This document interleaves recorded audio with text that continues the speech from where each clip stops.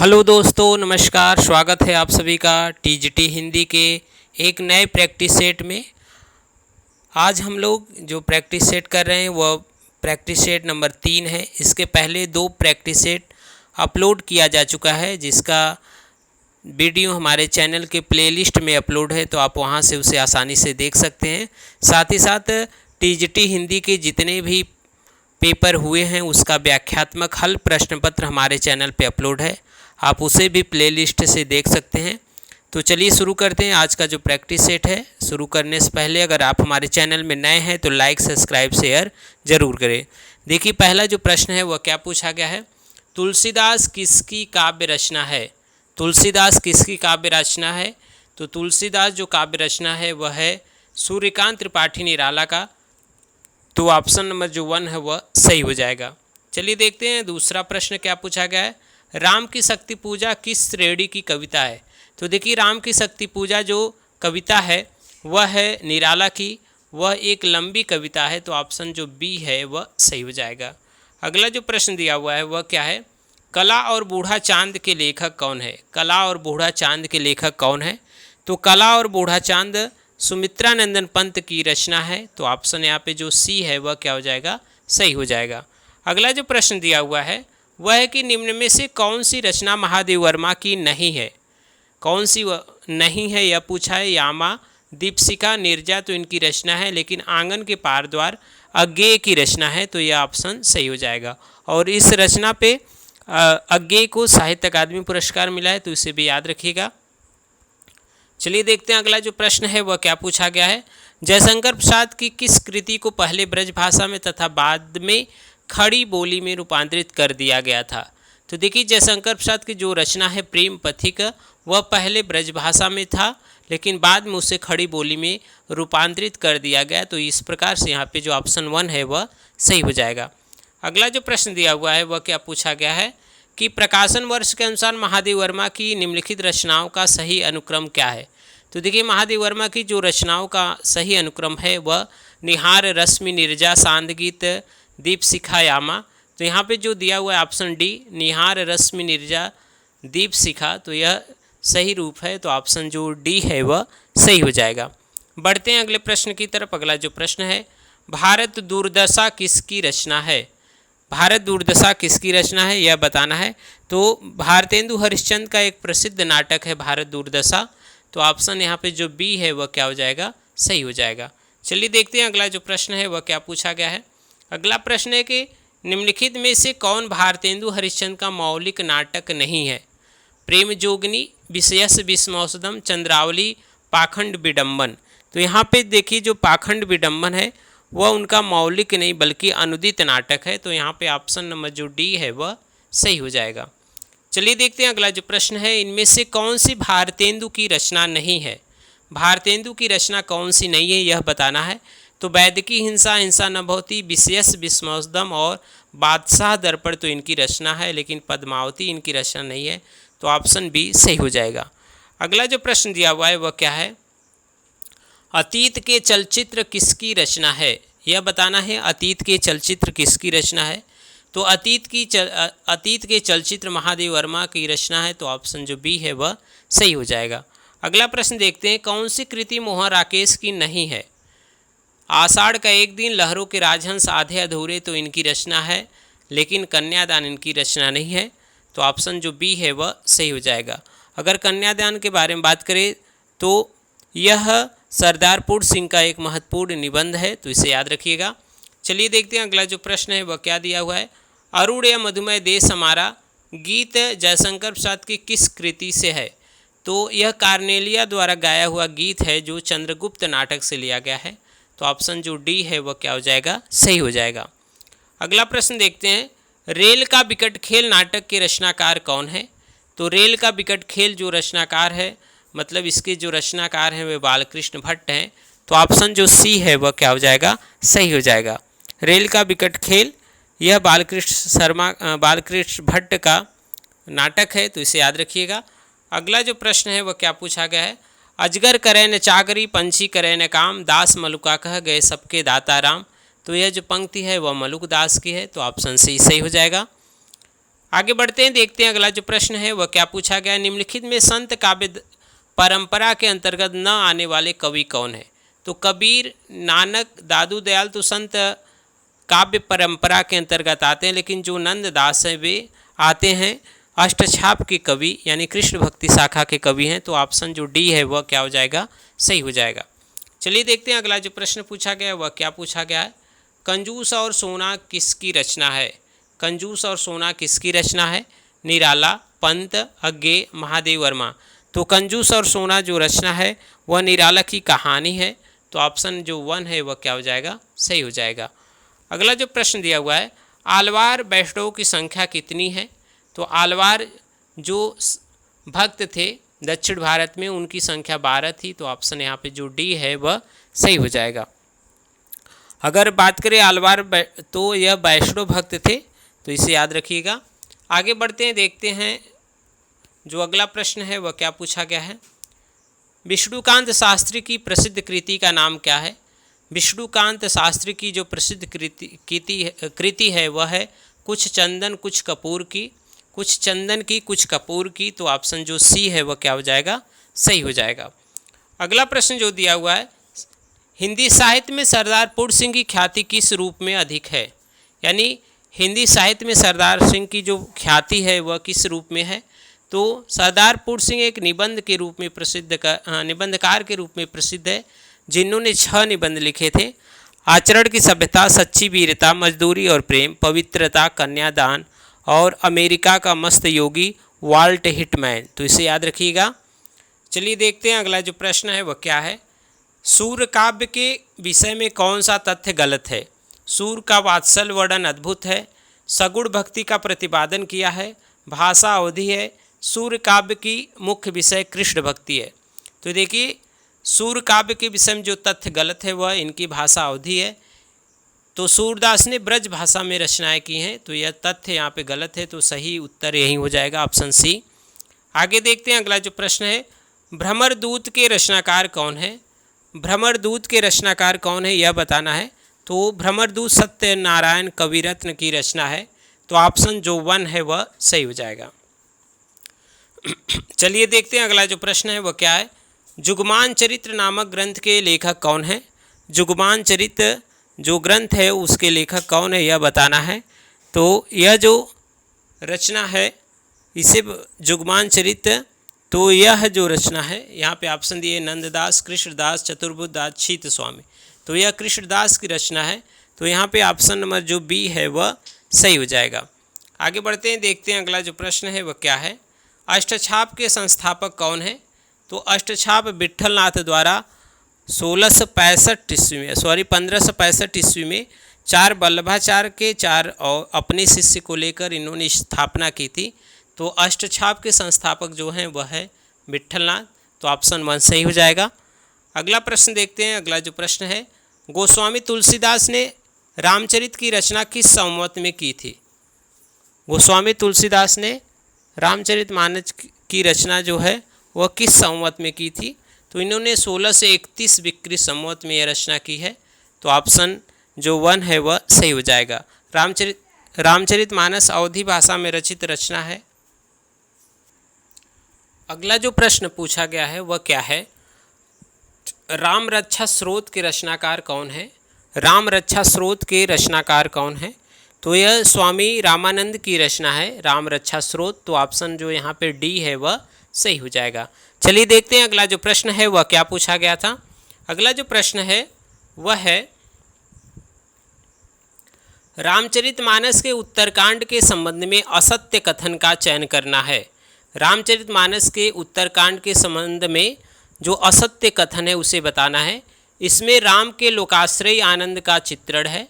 यह कवि की कालजयी रचना का समापन बिंदु है।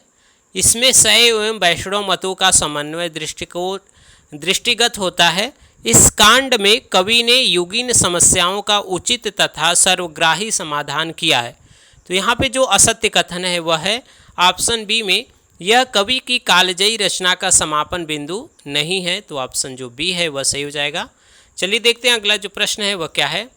साधना की 4 अवस्थाओं शरीयत, तरीकत, मारिफत और हकीकत का संबंध किससे है? तो इनका संबंध है सूफी साधना से, तो ऑप्शन बी सही हो जाएगा। आगे देखते हैं अगला जो प्रश्न है वह क्या है। आचार्य रामचंद्र शुक्ल ने किस ग्रंथ को सूफी काव्य पद्धति का अंतिम ग्रंथ माना है?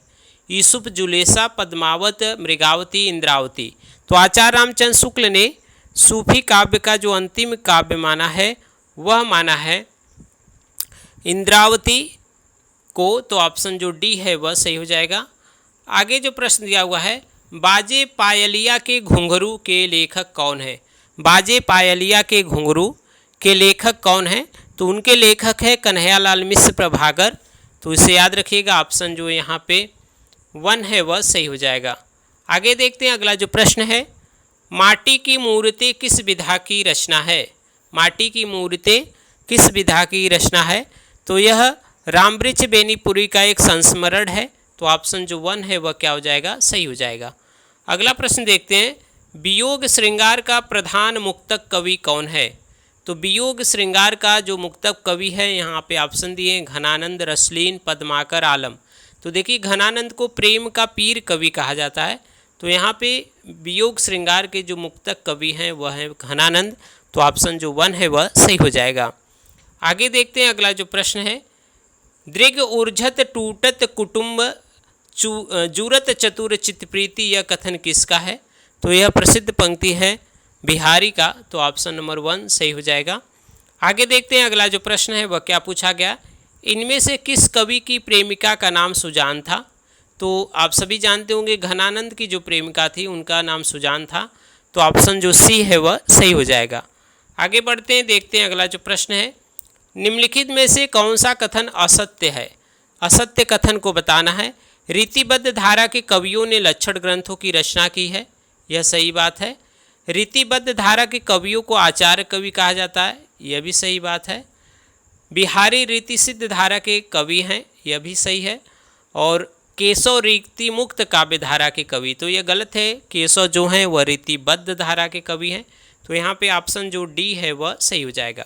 चलिए देखते हैं अगला जो प्रश्न है वह क्या है। अगला प्रश्न पूछा गया, कालिदास हजारा की रचना किसने की है? तो कालिदास हजारा की जो रचना की गई है वह कालिदास त्रिवेदी द्वारा। तो ऑप्शन जो डी है वह सही हो जाएगा। अगला जो प्रश्न है, अर्धकथानक नामक कृति की विधा क्या है? तो अर्धकथानक जो है वह पहली आत्मकथा है। तो इसे याद रखिएगा बनारसीदास जैन का। तो ऑप्शन बी सही हो जाएगा। आगे जो प्रश्न दिया हुआ है, नवजागरण का अग्रदूत हिंदी के किस लेखक को कहा जाता है? नवजागरण का अग्रदूत हिंदी के किस लेखक को कहा जाता है? तो वह कहा जाता है भारतेंदु हरिश्चंद्र को। तो ऑप्शन जो बी है वह सही हो जाएगा। बढ़ते हैं अगले प्रश्न की तरफ। अगला जो प्रश्न है, भारतेंदु हरिश्चंद्र द्वारा संपादित पत्रिका का सही नाम क्या है? तो उनकी जो पत्रिका है वह बाला बोधिनी है। तो यहाँ पे ऑप्शन जो 1 है वह क्या हो जाएगा? सही हो जाएगा। चलिए देखते हैं अगला जो प्रश्न है वह क्या है। हिंदी नवरत्न के लेखक कौन है? हिंदी नवरत्न के जो लेखक हैं वह कौन है यह बताना है।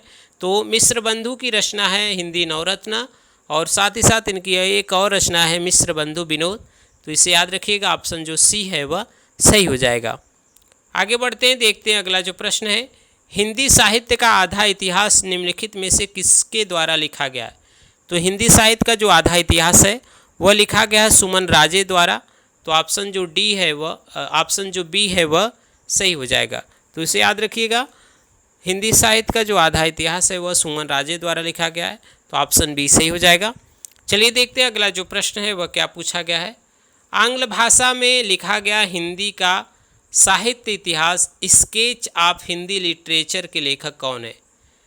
पादरी EFE के, पादरी Edwin Greaves, Garcin de Tassy, George Grierson. तो यह जो रचना है उसके जो लेखक हैं पादरी एडविन ग्रिप्स। तो ऑप्शन जो बी है वह क्या हो जाएगा? सही हो जाएगा। अगला प्रश्न देखते हैं, मुक्तिबोध की आत्मकथा के लेखक कौन है? मुक्तिबोध की आत्मकथा के लेखक कौन है?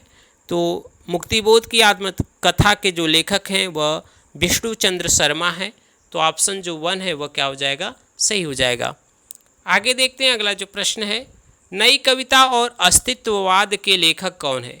नई कविता और अस्तित्ववाद के लेखक कौन है? ऑप्शन दिए हजारी प्रसाद द्विवेदी, रामविलास शर्मा, नामवर सिंह, सच्चिदानंद हीरानंद, वात्स्यायन। तो नई कविता और अस्तित्ववाद के जो लेखक हैं वह हैं रामविलास शर्मा। तो ऑप्शन जो बी है वह क्या हो जाएगा, सही हो जाएगा, ऑप्शन बी सही हो जाएगा। चलिए देखते हैं अगला जो प्रश्न है, अपभ्रंश प्रभावित हिंदी रचना कौन सी है। अपभ्रंश प्रभावित हिंदी रचना कौन सी है। ऑप्शन दिए भरतेश्वर, बाहुबली रास, चंदन बाला रास, नेमी नाथ रास, वसंत विलास। तो अपभ्रंश प्रभावित जो हिंदी रचना है वह है यहाँ पे साली भद्रसूरी द्वारा रचित जो रचना है वह भरतेश्वर बाहुबली रास। तो ऑप्शन जो 1 है वह क्या हो जाएगा, सही हो जाएगा। चलिए देखते हैं अगला जो प्रश्न है वह क्या पूछा गया था। अगला जो प्रश्न दिया हुआ है यहाँ पे वह है, आचार्य रामचंद्र शुक्ल के अनुसार निम्नलिखित में से कौन सी रचना तुलसीदास की है। आचार्य रामचंद्र शुक्ल के अनुसार निम्नलिखित में से कौन सी रचना तुलसीदास की है। तो तुलसीदास की जो रचना है वह बरवै रामायण है। तो ऑप्शन जो बी है वह सही हो जाएगा। आगे देखते हैं अगला जो प्रश्न है वह क्या है, आल्हा और उदल नामक 2 वीर सरदारों की वीरतापूर्वक लड़ाइयों का वर्णन किसमें मिलता है। तो अजगनी के द्वारा जो परमाल रासो जिसे आल्हा खंड कहते हैं उसमें मिलता है। तो ऑप्शन 1 यहाँ पे सही हो जाएगा। आगे बढ़ते हैं, देखते हैं अगला जो प्रश्न है, अपभ्रंश का वाल्मीकि किसे कहा जाता है। अपभ्रंश का वाल्मीकि किसे कहा जाता है। तो अपभ्रंश के जो वाल्मीकि हैं वे स्वयंभू हैं। तो ऑप्शन नंबर जो डी है वह सही हो जाएगा। अगला जो प्रश्न दिया हुआ है, विभावानुभाव व्यभिचारी संयोगादृश निष्पत्ति यह किस आचार्य का सूत्र है।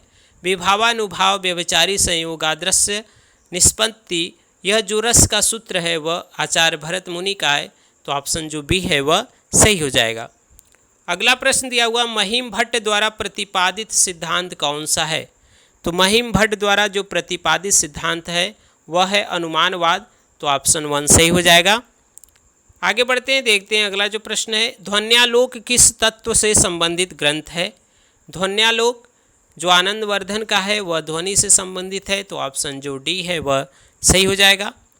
आगे जो प्रश्न दिया हुआ है, सतपुड़ा के जंगल किसकी रचना है। सतपुड़ा के जंगल किसकी रचना है। तो सतपुड़ा के जो जंगल है वह भवानी प्रसाद मिश्र की रचना है। तो ऑप्शन नंबर यहाँ पे जो 1 है वह सही हो जाएगा। अगर इनके अन्य रचनाओं के बारे में बात करें तो गीत फरोश, बुनी हुई रस्सी, खुशबू के शिलालेख आदि इनकी प्रमुख रचनाएं हैं। तो याद रखिएगा। आगे बढ़ते हैं, देखते हैं अगला जो प्रश्न है वह क्या है, नई कविता की प्रमुख प्रवृत्तियाँ कौन सी है। नई कविता की प्रमुख प्रवृत्ति कौन सी है। तो नई कविता की जो प्रमुख प्रवृत्ति है वह उन्मुक्तता है। तो ऑप्शन बी सही हो जाएगा। अगला जो प्रश्न दिया हुआ है, संसद से सड़क तक के रचनाकार कौन है। तो यह प्रसिद्ध कृति है धूमिल का संसद से सड़क तक। तो ऑप्शन जो बी है वह सही हो जाएगा। चलिए देखते हैं अगला जो प्रश्न है वह क्या पूछा गया है। अगला प्रश्न है कि नरेश मेहता को ज्ञानपीठ पुरस्कार किस रचना के लिए प्राप्त हुआ। महाप्रस्थान, संपूर्ण रचनाकर्म, वन पाखी सुनो, संशय की एक रात। तो नरेश मेहता की जो ज्ञानपीठ पुरस्कार मिला है वह उनकी संपूर्ण रचना पे। तो ऑप्शन नंबर जो बी है वह सही हो जाएगा। तो इसे याद रखिएगा। चलिए देखते हैं अगला जो प्रश्न है वह क्या है, धर्मवीर भारती की काव्यकृति कनुप्रिया में किसका वर्णन है। तो कनुप्रिया में जो वर्णन है वह वर्णन है राधा के नवीन रूप का। तो ऑप्शन जो 1 है वह सही हो जाएगा। चलिए देखते हैं अगला जो प्रश्न है वह क्या पूछा गया है। अगला जो प्रश्न है वह पूछा गया है कि ताई कहानी के लेखक कौन है। ताई कहानी के लेखक कौन है। तो ताई विश्वंभरनाथ शर्मा की कहानी है। तो ऑप्शन नंबर जो यहाँ डी है वह सही हो जाएगा। अगला प्रश्न है कि झबरा कुत्ता प्रेमचंद की किस कहानी का पात्र है। तो झबरा कुत्ता यहाँ पे जो दिया हुआ है कि झबरा कुत्ता प्रेमचंद की किस कहानी का पात्र है। तो वह जो कहानी है पूस की रात।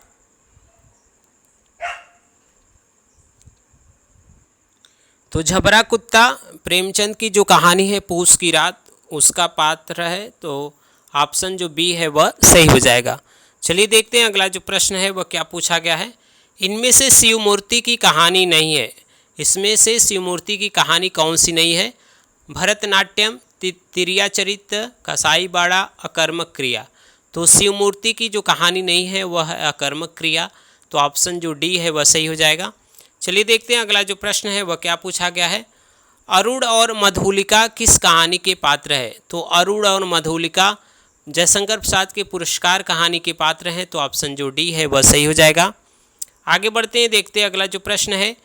दामुल का कैदी के लेखक कौन है? तो दामुल का कैदी यह मुंशी प्रेमचंद का एक कहानी है, तो ऑप्शन सी सही हो जाएगा। आगे बढ़ते हैं, देखते हैं अगला प्रश्न। रुकोगी नहीं राधिका उपन्यासकार कौन है? रुकोगी नहीं राधिका की उपन्यासकार कौन है? तो रुकोगी नहीं राधिका यह जो कहानी उपन्यास है वह उषा प्रेमवदा का है, तो ऑप्शन नंबर जो यहाँ पे दिया हुआ है डी वह सही हो जाएगा। आगे बढ़ते हैं, देखते हैं अगला जो प्रश्न है वह क्या है। निम्नलिखित में से मैथिली शरण गुप्त की कौन सी रचना नायिका प्रधान नहीं है? यशोधरा, पंचवटी, साकेत, विष्णुप्रिया। तो जो पंचवटी है वह नायिका प्रधान नहीं है, इसमें लक्ष्मण के चरित्र का चित्रण किया गया है, तो ऑप्शन बी सही हो जाएगा। आगे बढ़ते हैं, देखते हैं अगला जो प्रश्न है। मैथिली शरण गुप्त ने इतिहास के उपेक्षित नारी पात्र को निम्न पुस्तक में प्रतिष्ठित किया, तो उन्होंने जो इतिहास की उपेक्षित नारी पात्र उर्मिला है उनका जो चित्रण किया है साकेत में, तो ऑप्शन जो डी है वह सही हो जाएगा। आगे प्रश्न जो दिया गया उसे देखते हैं। अगला जो प्रश्न है, चाक उपन्यास की लेखिका कौन है? तो चाक उपन्यास की जो लेखिका हैं वह है मैत्रेयी पुष्पा, और इनकी अन्य जो प्रश्न है मैत्रेयी पुष्पा, तो ऑप्शन जो 1 है वह क्या हो जाएगा? सही हो जाएगा। आगे देखते हैं अगला जो प्रश्न है वह क्या है। इलाचंद जोशी के उपन्यास जहाज का पंछी किस श्रेणी में रखा जा सकता है? इलाचंद जोशी के उपन्यास जहाज का पंछी को किस श्रेणी में रखा जा सकता है? तो यह आत्मकथात्मकता उपन्यास है, तो ऑप्शन जो डी है वह सही हो जाएगा। चलिए देखते हैं अगला जो प्रश्न है। दहेज और बेमेल विवाह की समस्या प्रेमचंद ने अपने किस उपन्यास में उठाई है? तो वह उपन्यास है निर्मला, तो ऑप्शन जो डी है वह सही हो जाएगा। अगला जो प्रश्न दिया हुआ है वह क्या प्रश्न है उसे देखते हैं। मैला आंचल उपन्यास के लेखक का नाम क्या है? तो आप सभी जानते होंगे फणीश्वरनाथ रेणु का आंचलिक उपन्यास मैला आंचल 1954 में जिसका प्रकाशन हुआ था, तो यहाँ पे ऑप्शन जो डी है वह सही हो जाएगा। यह फणीश्वरनाथ रेणु का आंचलिक उपन्यास है। आगे बढ़ते हैं, देखते हैं अगला जो प्रश्न है। निम्नलिखित में से किस उपन्यास में मृणाल की आत्मपीड़ा का चित्रण किया गया है? मृणाल की आत्मपीड़ा का चित्रण किया गया है वह जैनेन्द्र द्वारा रचित त्यागपत्र में, तो ऑप्शन जो 1 है वह क्या हो जाएगा? सही हो जाएगा। चलिए देखते हैं अगला जो प्रश्न है वह क्या है। निम्नलिखित में से किस उपन्यास का कथानक भारत पाकिस्तान विभाजन पर आधारित नहीं है? झूठा सच, तमस, आधा गांव, कर्मभूमि। तो मुंशी प्रेमचंद का जो कर्मभूमि है वह विभाजन पे नहीं लिखा गया, बाकी झूठा सच, आधा गांव, तमस यह विभाजन पे आधारित है, तो यहाँ पे ऑप्शन डी सही हो जाएगा। आगे देखते हैं अगला जो प्रश्न है। श्रीलाल शुक्ल की रचना कौन सी है? श्रीलाल शुक्ल की जो रचना है वह क्या है? तो वह उनकी रचना है राग दरबारी, आषाढ़ का एक दिन, मोहन राकेश, कटरा बियारजू, राही मसूम रजा, सारा आकाश राजेंद्र यादव की रचना है, तो इसे याद रखिएगा। आगे जो प्रश्न दिया हुआ है, लालटीन की छत के लेखक कौन है? तो लालटीन के छत या निर्मल वर्मा का उपन्यास है, तो ऑप्शन जो सी है वह सही हो जाएगा। आगे बढ़ते हैं, देखते हैं रजिया बेगम किसकी रचना है? तो रजिया बेगम जो रचना है वह किशोरीलाल गोस्वामी का उपन्यास है, तो ऑप्शन नंबर जो बी है वह सही हो जाएगा। अगला जो प्रश्न दिया हुआ है, आखिरी चट्टान रचना किसकी है? यानी आखिरी चट्टान रचना के लेखक कौन है? तो आखिरी चट्टान मोहन राकेश की रचना है, तो ऑप्शन जो 1 है वह क्या हो जाएगा? सही हो जाएगा। अगला प्रश्न देखते हैं, हिंदी भाषी राज्य के अंतर्गत कौन सा राज्य नहीं है? उत्तर प्रदेश, बिहार, झारखंड, महाराष्ट्र। तो हिंदी भाषी राज्य के अंतर्गत जो राज्य आते हैं वह 9 आते हैं और एक केंद्र शासित प्रदेश दिल्ली आता है। यहाँ पे जो नहीं है वह है महाराष्ट्र, तो ऑप्शन डी सही हो जाएगा। चलिए देखते हैं अगला जो प्रश्न है, संविधान के किस अनुच्छेद में हिंदी को राजभाषा तथा इसकी लिपि देवनागरी को स्वीकार किया गया है? तो यह 343 में, तो ऑप्शन जो सी है वह सही हो जाएगा। आगे बढ़ते हैं, देखते हैं अगला जो प्रश्न है वह क्या है। निम्नलिखित में से कौन सी बोली उत्तर प्रदेश में बोली जाती है? बांगरू, हाड़ौती, बुंदेली, कन्नौजी। तो उत्तर प्रदेश में बोली जाने वाली जो बोली है वह कन्नौजी है, तो ऑप्शन जो डी है वह सही हो जाएगा। अगला जो प्रश्न दिया है, कौन सी प्राचीन भाषा नहीं है? अपभ्रंश, पंजाबी, प्राकृत, संस्कृत। तो देखिए संस्कृत, प्राकृत, अपभ्रंश तो पुरानी है लेकिन पंजाबी नहीं है, तो ऑप्शन जो बी है वह सही हो जाएगा। आगे बढ़ते हैं। आगे जो प्रश्न दिया हुआ है, पंजाब में हिंदी का प्रचार प्रसार किसने किया? तो वह किया गया है श्रद्धाराम फुलौरी द्वारा, तो ऑप्शन जो बी है वह सही हो जाएगा। चलिए देखते हैं अगला जो प्रश्न है पूछा गया है वह क्या पूछा गया है। अगला जो प्रश्न पूछा गया है वह है कि हिंदी भाषा में ह्रस्व स्वरों की संख्या कितनी है? तो जो ह्रस्व स्वर होते हैं वह 4 होते हैं, अ, ई, उ और री, यह ह्रस्व स्वर है, तो इसे याद रखिएगा। चलिए देखते हैं अगला जो प्रश्न है वह क्या है। निम्न में से दंत वर्ण व्यंजन कौन से हैं? दंत वर्ण कौन सा है यह बताना है। तो ऋतु लसानाम दंत होता है, यानी ली, त वर्ग और स, यह वाला जो स है वह दंत वर्ण है, तो ऑप्शन जो 1 है वह सही हो जाएगा। आगे बढ़ते हैं, देखते हैं अगला जो प्रश्न है। निम्न में अनुनासिक वर्ण कौन सा है? तो देखिए हर वर्ग का जो 5वां अक्षर होता है वह अनुनासिक होता है, तो यहाँ पे जो म है वह अनुनासिक व्यंजन है, तो ऑप्शन जो सी है वह क्या हो जाएगा? सही हो जाएगा। अगला जो प्रश्न दिया हुआ है, जसोदा हरि पालने झुलावे पंक्ति में कौन सा रस है? तो जसोदा हरि पालने झुलावे, इस पंक्ति में वात्सल्य रस है, तो ऑप्शन जो बी है वह सही हो जाएगा।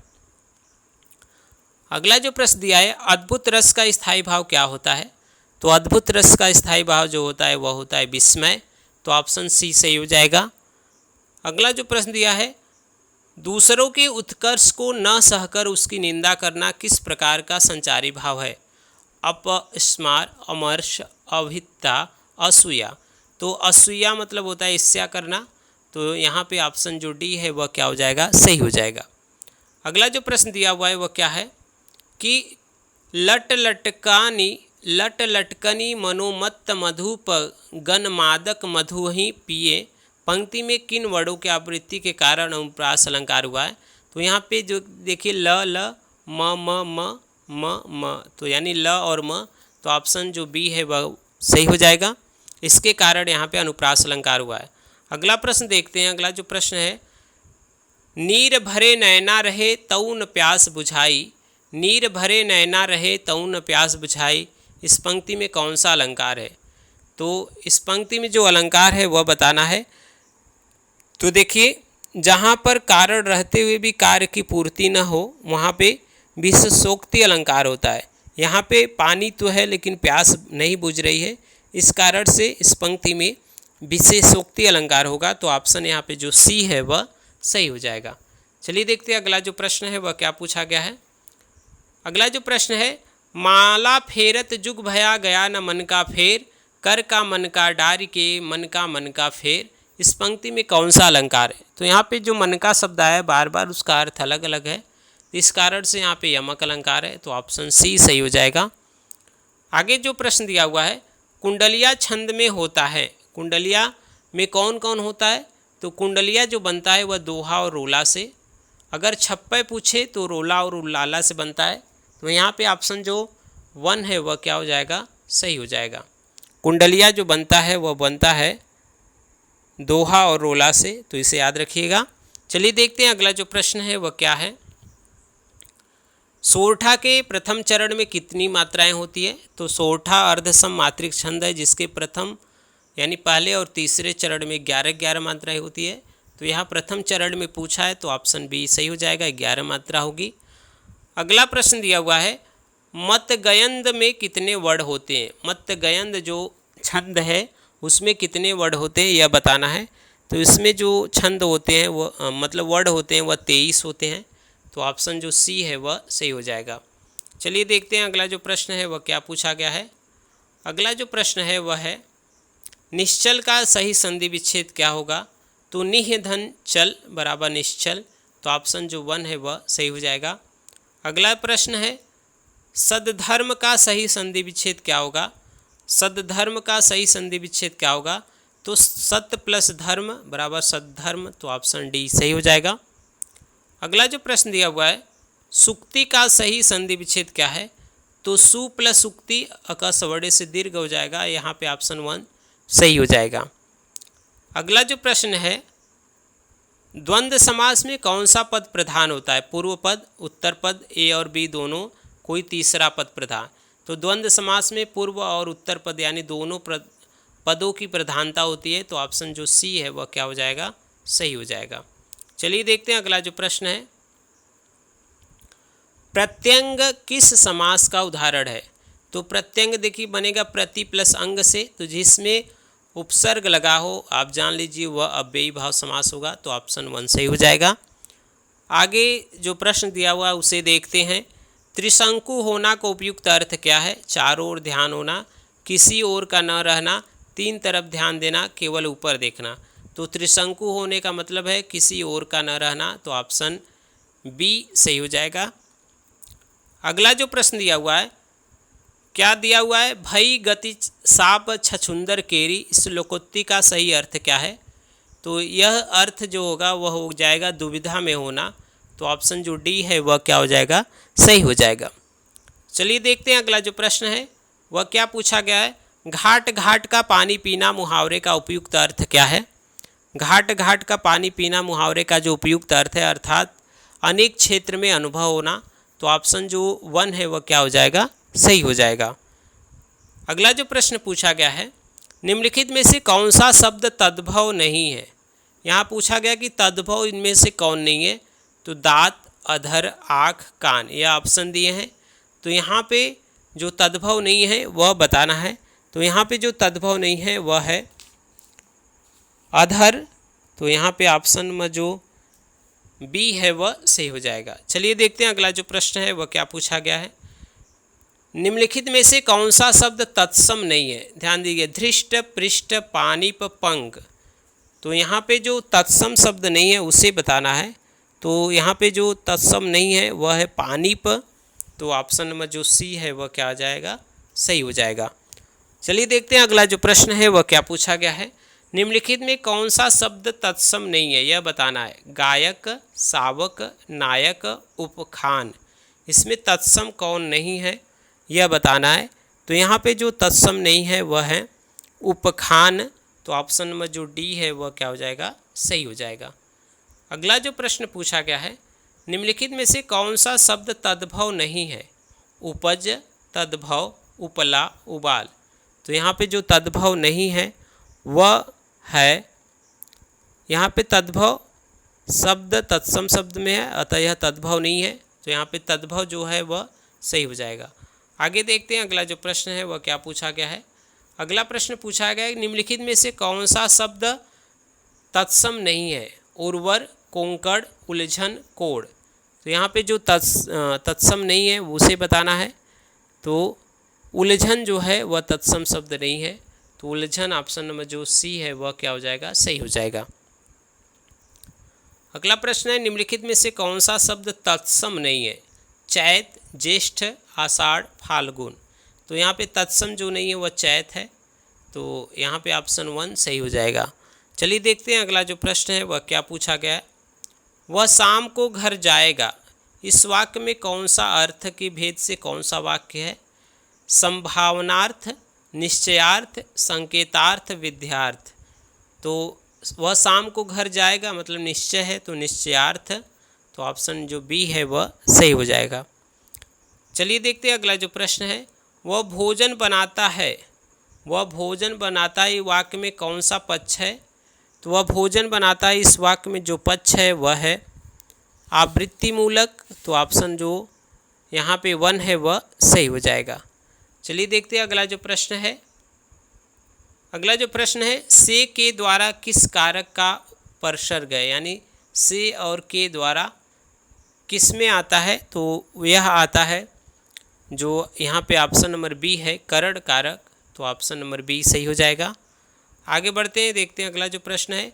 वीर शब्द का स्त्रीलिंग क्या होगा? तो वीर शब्द का जो स्त्रीलिंग होता है वह वीरांगना, तो ऑप्शन नंबर 1 सही हो जाएगा। चलिए बढ़ते हैं, देखते हैं अगला जो प्रश्न है वह क्या है। सर्वदा एक वचन में रहने वाला शब्द कौन सा है? यहाँ पे ऑप्शन दी वधु, जनता, उस, पिता, तो सर्वदा एक वचन में रहने वाला जो शब्द है वह जनता है, तो ऑप्शन जो बी है वह सही हो जाएगा। अगला जो प्रश्न दिया है, अपने जीवन पर स्वयं लिखी गई कथा क्या कहलाती है? तो अपने जीवन पे लिखी गई स्वयं कथा जो है वह आत्म कथा कहलाती है, तो ऑप्शन नंबर जो डी है वह सही हो जाएगा। बढ़ते हैं अगले प्रश्न की तरफ। अगला जो प्रश्न है, पुस्तकीय शब्द में प्रत्यय लगा हुआ है, तो पुस्तकीय शब्द में जो प्रत्यय लगा हुआ है वह लगा है ई, तो ऑप्शन नंबर जो सी है वह सही हो जाएगा। अगला जो प्रश्न दिया हुआ है, दिए गए विकल्पों में से कौन सा विकल्प स्मरण का विलोमार्थी शब्द है? तो स्मरण का विलोमार्थी जो हो जाएगा वह हो जाएगा विस्मरण, तो ऑप्शन जो सी है वह सही हो जाएगा। चलिए देखते हैं अगले प्रश्न को। अगला जो प्रश्न दिया हुआ है, दिए गए विकल्पों में से कौन सा विकल्प संक्षिप्त का विलोम शब्द है?